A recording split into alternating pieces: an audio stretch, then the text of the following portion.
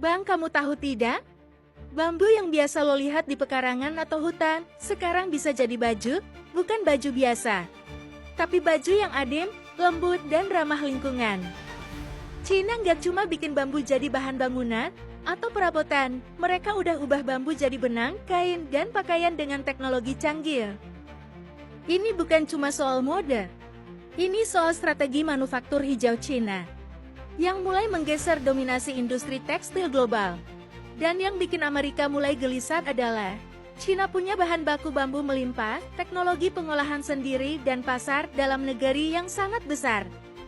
Pertanyaannya adalah, kenapa bambu bisa dijadikan baju? Bagaimana caranya? Mari kita ulas. Bagaimana bambu jadi senjata baru Cina? Serat bambu itu disebut serat yang bernapas. Kenapa? Karena kain berbahan bambu lebih adem, bagus dalam menyerap keringat, dan punya sifat antibakteri alami. Cocok banget buat iklim tropis kayak Indonesia.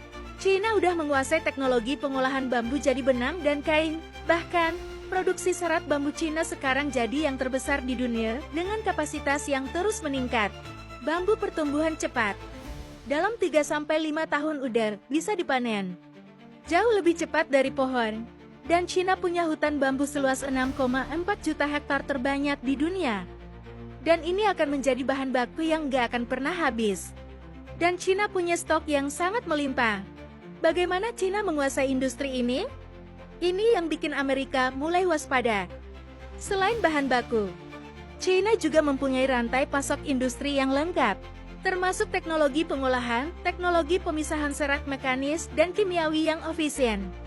Dan ribuan pabrik tekstil bambu di Provinsi Zhejiang, Jiangxi, dan Guangdong yang merupakan pusat manufaktur terbesar di Cina, serta pasar domestik Cina yang besar, plus ekspor ke 50 lebih negara di dunia. Hasilnya, Cina sekarang kuasai 70% produksi tekstil bambu global. Apa dampak ke persaingan manufaktur tekstil global? Ini yang bikin industri tekstil tradisional mulai ketar-ketir. Murah dan hijau.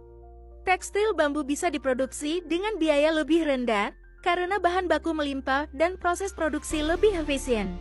Permintaan global naik, konsumen makin sadar lingkungan. Pakaian bambu jadi tren di Eropa, Amerika, dan Asia. Dan produk tekstil bambu Cina ini ekspor ke seluruh dunia, dari baju dalam, kaos, sampai pakaian olahraga. Ini menjadikan Amerika ketinggalan kereta.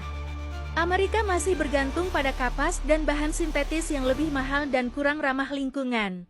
Ini pola yang sama yang kita lihat di medan persaingan teknologi AI dan chipset. Cina bangun ekosistem dari hulu ke hilir, dan dunia mulai bergantung pada mereka. Dan menariknya, Indonesia punya peluang, kita juga punya bambu melimpah, tapi kita belum punya teknologi pengolahan kayak Cina. Indonesia punya potensi besar, tapi kita harus belajar dari Cina, bangun ekosistem, bukan cuma ekspor bahan mentah. Dan pertanyaannya, apakah Indonesia harus mulai serius memberdayakan SDM dan belajar teknologi untuk mengembangkan industri berbasis bambu? Dan kita sampai pada beberapa kesimpulan. Cina ubah bambu jadi pakaian. Ini bukanlah isapan jempol belaka, ini industri nyata. Cina kuasai 70% produksi tekstil bambu global dari bahan baku sampai produk jadi. Ini mengancam industri tekstil tradisional yang masih bergantung pada kapas dan bahan sintetis. Dan Amerika dan Eropa, mereka mulai tertinggal dan terlempar keluar dalam perlombaan manufaktur hijau. Apakah Indonesia bisa menangkap peluang baru ini? Komen langsung di bawah.